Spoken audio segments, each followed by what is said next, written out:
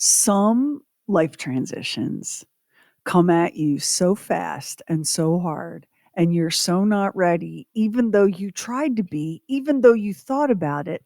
And sometimes, as it's smacking you upside the head, you realize, oh, I think I did the same thing when I was that age. We always have an odd one in the crowd. So it's kind of odd. Decidedly odd. Doesn't that strike you as a little bit odd? No, that doesn't strike me as a little bit odd. It's the Bob and Sheri Oddcast, with stuff we wouldn't, couldn't, or shouldn't do on the regular show. Now, here's the Oddcast. If you're listening to this on the free Bob and Sheri app, there's a little microphone in the bottom center of the screen, and you can tap it and talk. And that's all you have to do. The app will automatically send your message to us. And we love it because we get to hear from people on all kinds of topics from all kinds of places.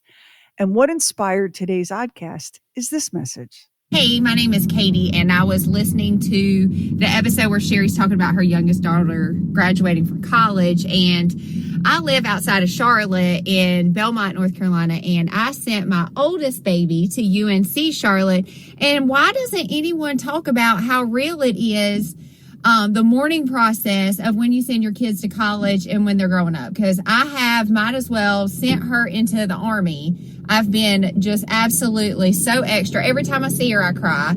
I go up there as much as I can, which is not much because she won't let me. I luckily raised a very independent daughter, and I've had so many people tell me how lucky I should be that she's so independent and she doesn't want to come home. But nobody talks about this. Nobody talks about the mourning process and how sad it is and how you're let go of the childhood that they had and you got to let them fly out of the nest and how sad you're going to be. And it's just heartbreaking. And so I totally understand where Sheri just had this moment of like, oh my gosh, where'd the time go? Because I totally feel that way. So I just wanted to chime in and just let you know, Sheri, I hear you, girl. I hear you. I'm there with you in mourning. Bye, y'all. You are so right that here's the thing, like the stuff that you hear about, like the kids leaving home and now the two of you are, I don't know, playing pickleball and going on cruises. That's not reality for anybody that I know. First of all, because if you're lucky enough for your kid to go to college, ain't no going on cruising money until those tuition bills are paid, right? Yeah. And they make it look like this incredibly joyful time. And growing up, I had parents and heard parents who couldn't wait for their kids to get out of the house. And they were so done with us, but like the novelty wore off right away. But I didn't feel that way about my kids. I loved, especially when they were little, I loved all that goofy stuff. It was exhausting and crazy and a blur, but I loved it. And no one told me, just like you, girl, no one told me how much I would grieve and how hard the adjustment would be and how I would walk around all the time feeling sad and a little bit queasy. And I would love to tell you that it got better fast. It didn't. It's getting better slowly as I'm slowly accepting that my kids are grown up. And of course you wish you could jump in the time machine and go back and either maybe do a few things differently or say yes instead of no more often, or who cares that the house is a mess, right? Who cares that your living room is covered in toys? Let them be kids for the little bit of time they have. We aren't prepared for that. And Lamar, I'm just wondering, were your parents the once you're 18, you're done kind of parents? Because I know you weren't that way.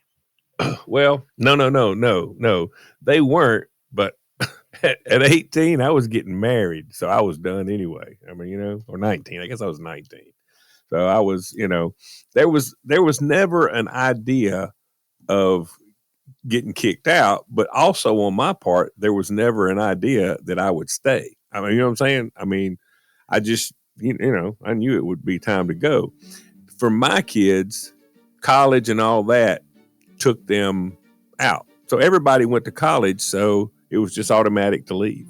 So, we didn't care.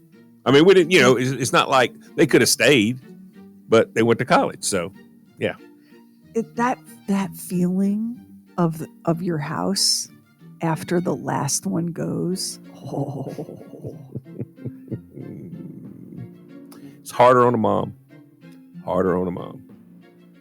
So I want to say some positive and good things. I'm going to try to come up with all the good things that happen when your kids grow up and go. So I think one way, Lamar, that you and I are really different. You got married super young and had your kids really young. And so you went from being a kid in your parents' house to having kids in your own house pretty quickly, right? Quick. Yeah, pretty quick. Yeah.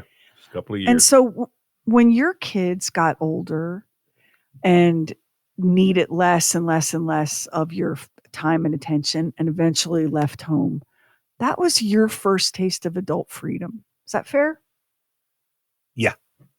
Well, yeah, we got a taste of it, but then we lost that taste. Real quick. It became, real quick. Yeah. So you had never, because I think there's a big difference between people that have their kids really young and people who don't. We're on this subject. It's my working theory.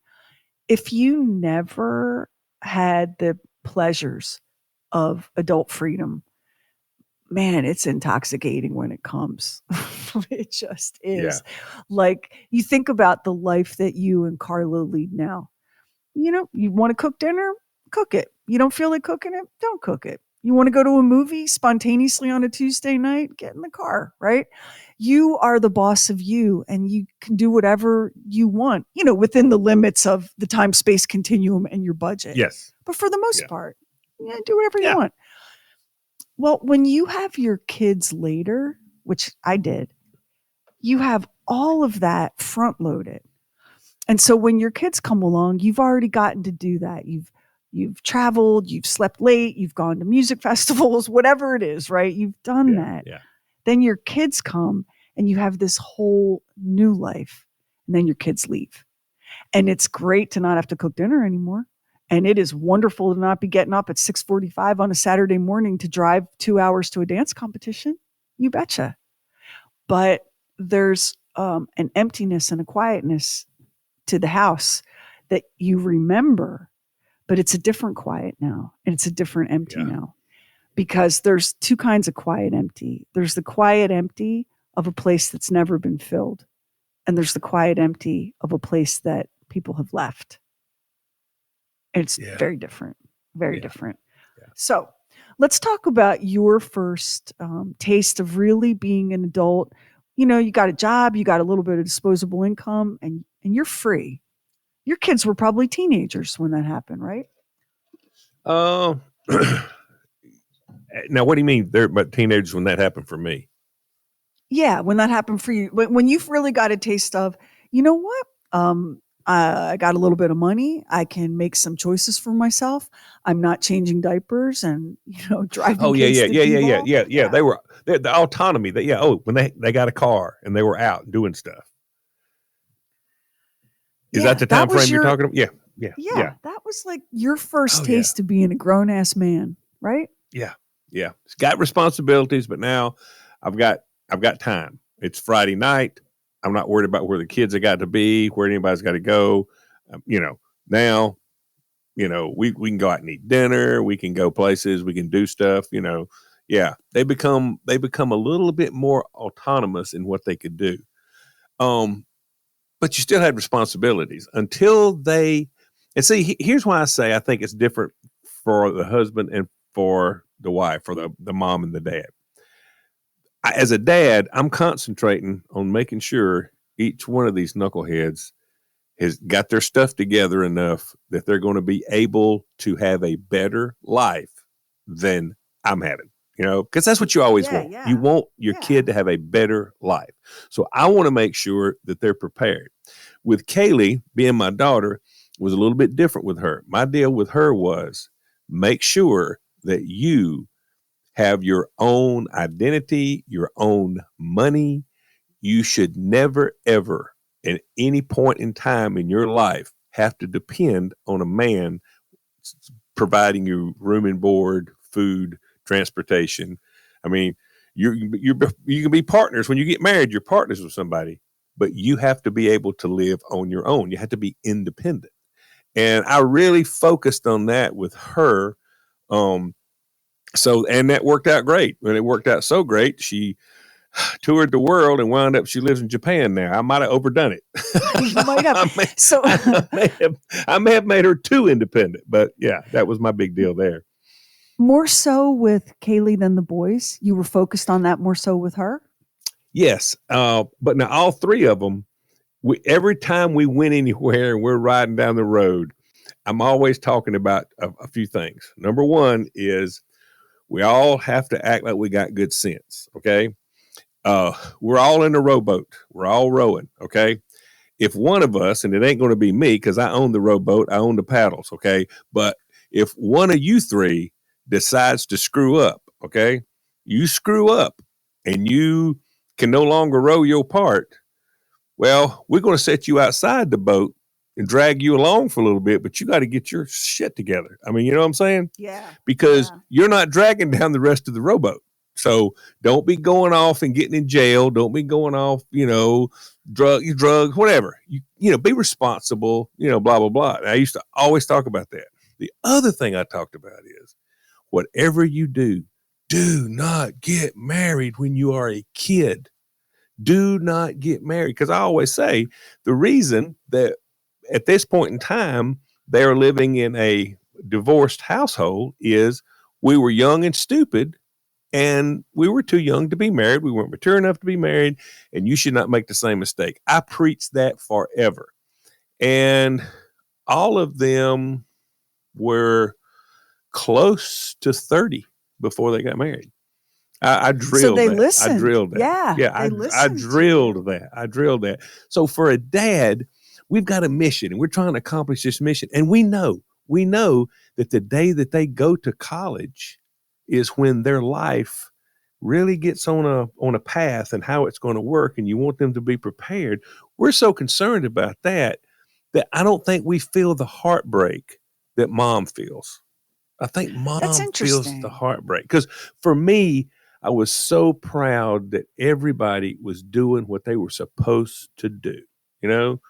Everybody. They were doing exactly what they were supposed to do. They were on their path. And I think I was so focused on that. I mean, I talked to them on the phone every day. Them not being here did not keep me from communicating. And when I'm communicating, they're telling me what they're doing in school and blah, blah, blah, blah, blah. I had a little worries there with Kaylee because when I called her, the first time I called her, I guess it was in the morning.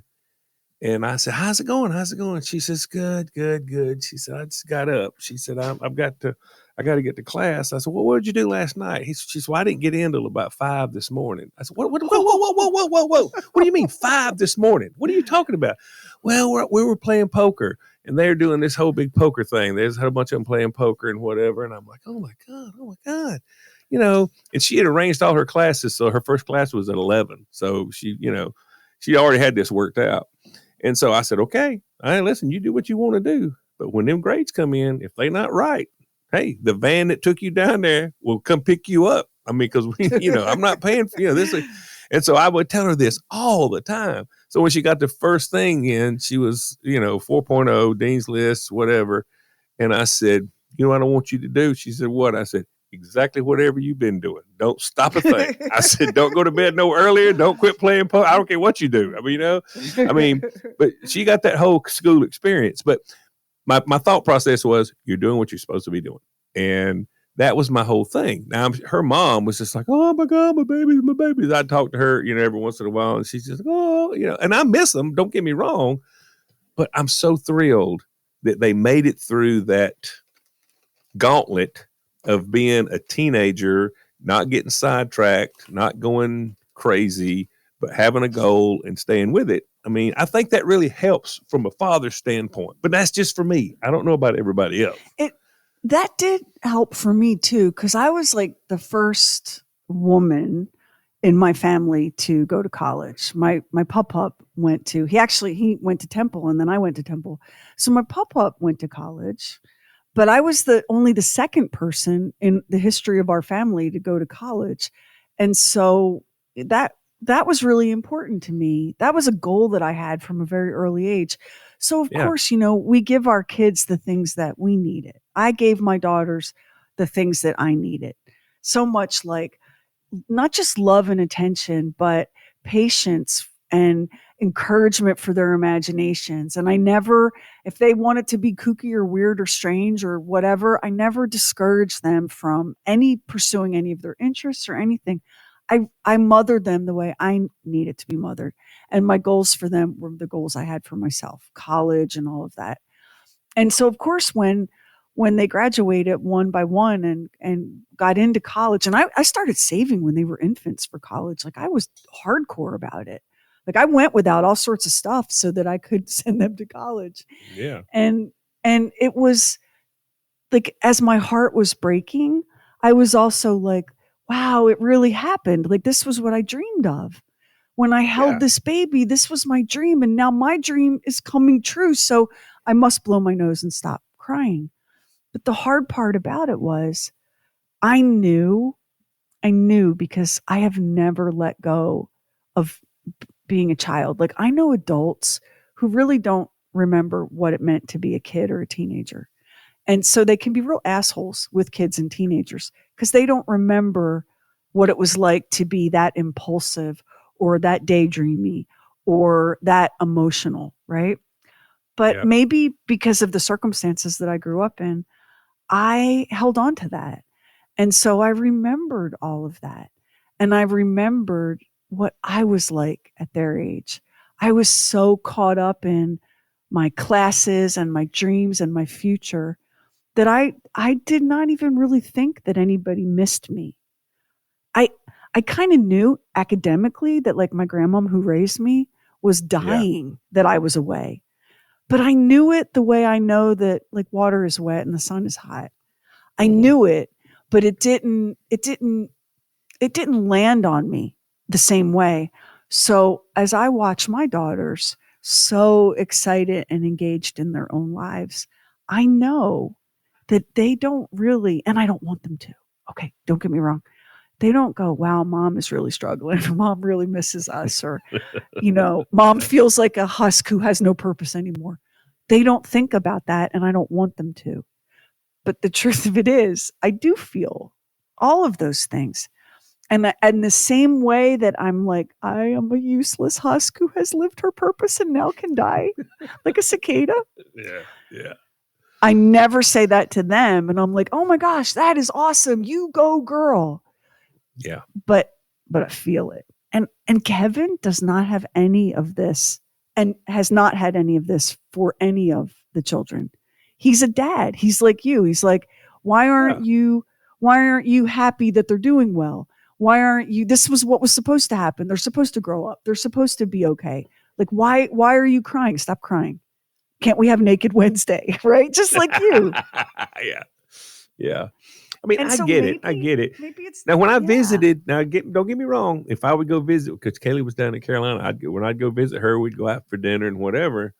When I got back in the car, it was tough, and it would be the same thing with the boys. I mean, I would get really sentimental about it. But the good part was, and for you too, they weren't miles away at college. I mean, no, I'm very lucky. Yeah. Yeah. And so I was too. I mean, Clemson was not that far. Carolina's not that far. I mean, you're talking about an hour or so either way. It's not that big a deal.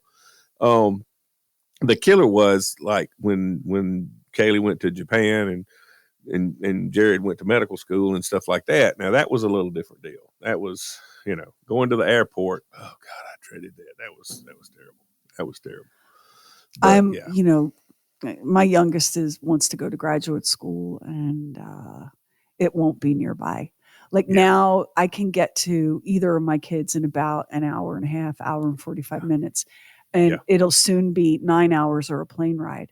And I'm trying to psych myself out to be cool with that because this is what was supposed to happen.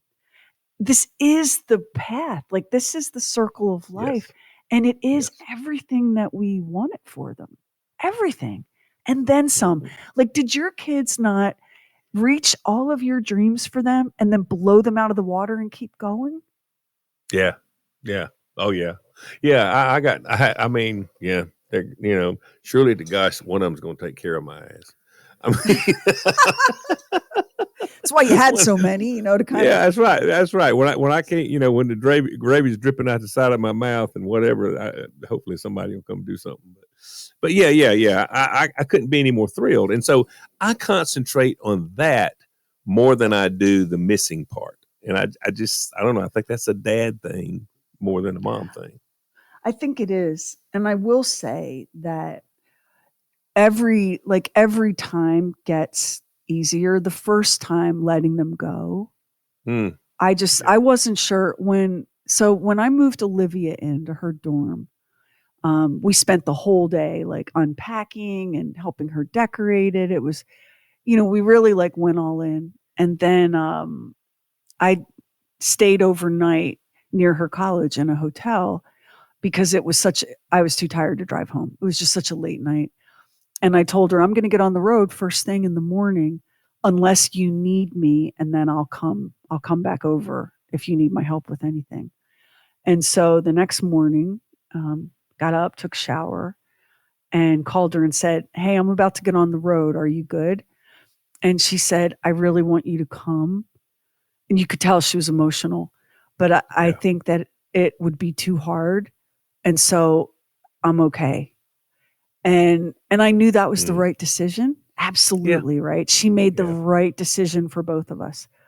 But I walked out and got into my car and absolutely fell to pieces because it was I had never left my child somewhere knowing that they weren't coming home like in 2 days or a week from camp or whatever. And you also know, even if your kids bounce back, you know that this is the end of childhood, right? They may come home for the summer or they may need to come home and live for a few years. You don't know, right? But this is the end of that chapter. This is the end of the childhood years. They've moved into a whole new situation. That's exactly right. And I fell apart and I caught myself and it stopped me in my tracks. So as a little kid, when scary things were happening and I had to like make myself scarce and hide or protect myself or whatever, I would talk to myself out loud. I would talk to myself through it. Okay, you're okay. You're safe. Everything's going to be fine. Nobody knows where you are. Just be quiet. Shh, you're okay. You're okay. I would say to myself over and over again out loud, you're okay. You're okay. You're okay. You're okay. And after I got older and was with my grandmother and had a little more maturity and a little more stability and safety, I didn't need to do that so much. And so even though like my teenage years were a hellscape because my father was a lunatic and violent and abusive and terrible and everything else in unspeakable ways that we won't speak of, I would catch myself soothing myself like that. It's okay. You're okay. You're okay. You're okay. You're okay. Right. Just kind of talking myself through it. But I hadn't done it for a really long time. It had probably been 20 years since I'd been in a situation where I felt that disintegrated. And I caught myself in my car outside the Days Inn, 4 miles from my daughter's dorm room, rocking back and forth and saying, it's okay, you're okay, you're okay, you're okay, you're okay, you're okay. And I caught myself and all the pieces came together. It ended up being a really important healing moment. All the pieces came together because the truth was I was okay.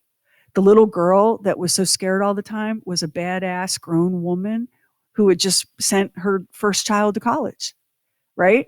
I did that. Yep.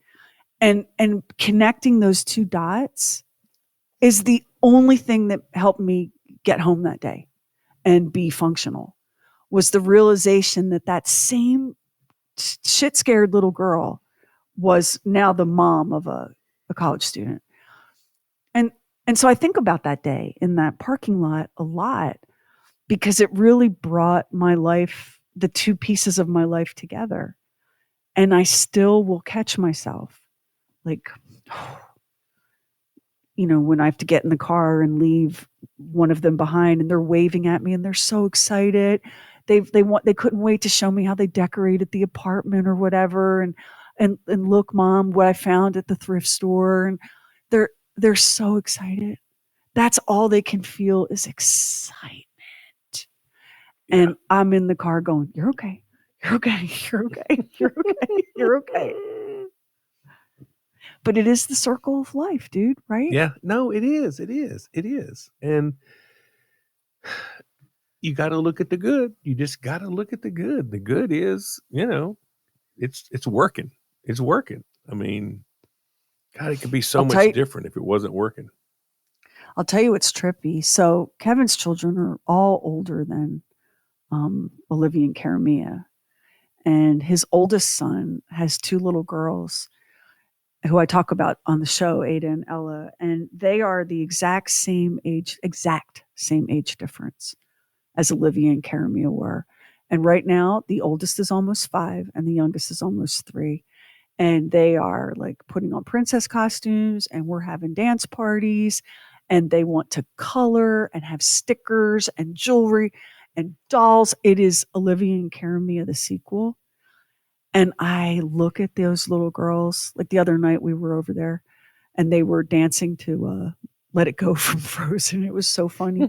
It's a mixture of ballet and karate that they do. Yeah. But the collapse of time, because in some ways it was just yesterday that was Olivia and Karamia. And I look at those little girls and I look at their parents and I don't even bother to say, enjoy this, it flies. Because people said it to me. And you can't know it until you're on the other side of it. No. You just can't know it. You can't imagine it, but it does. Yeah. And it's better that way, because if you knew, first of all, if this is why we can't know the future. Because if you knew, you might not be able to muster the courage or the fortitude to get to it, right? You wouldn't enjoy the present. If you knew the future, you could not enjoy the present. Yeah. You couldn't do it. Yeah. So somebody asked me one day, said, do you wish you could see into the future? If you could have a superpower, would you like to see into the future?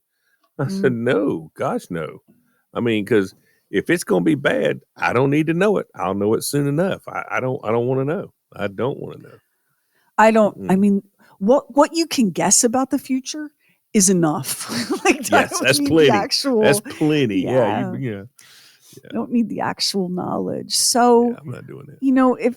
If you're still falling apart, because your nest just got emptied by one, or maybe the last one is left, ain't no shame in that. Grief, there's all kinds of grief. There's the grief of knowing that someone you love is gone from this world forever. And there's the grief of knowing that a version of your life that you have lived and loved and enjoyed is also gone forever. And you have this new version now. And you're probably going to love it a lot, right? Once you get used to it. Oh, yeah. That's right. But there's no shame. There's no shame in feeling sad that the thing that swallowed you whole 24/7 for 18 years has moved on. There's no shame in feeling sad about that. But girl, let me tell you something. You have not experienced the full joy of the empty nest until you have had for dinner a glass of wine, a Clausen pickle, and a bag of peanut M&Ms. That is freedom. That is sweet. Freedom. Now, if Lamar were saying that, he would go, girl, you have not lived until you've had a glass of bourbon, a steak cooked in Irish butter, wrapped in bacon, and followed up by some coffee with heavy cream and ice cream. And some peanut M&Ms. No, I'll go with the peanut M&Ms every time. Yeah. So, never feel like there's something wrong with grief, because grief is the other side of the mirror of love. And if you loved that chapter of your life, because of course you love your kids, but if you loved that hands-on parenting chapter, it's okay to grieve it. There's nothing more cleansing than tears. There's nothing more cleansing. And I cry, yeah. And if you're like my mom and dad, you could not wait. Like, we were born and they were looking for jobs in dorms for us, okay? Like, if you can't wait till those little sons, bitches, get out of the house. That's okay too. To each their own. Thanks for listening to the Oddcast. And if you want to weigh in, You can tap that little microphone in the bottom center of the screen and talk. You can call 844-52-SHERI. You can hit us up on any of the socials, or you can send us an email to hello@bobandsheri.com. Thank you for listening to Oddcast. Don't forget on Friday, Talking Lamar and a brand new episode of True Weird Stuff. We'll see you next time on the Oddcast.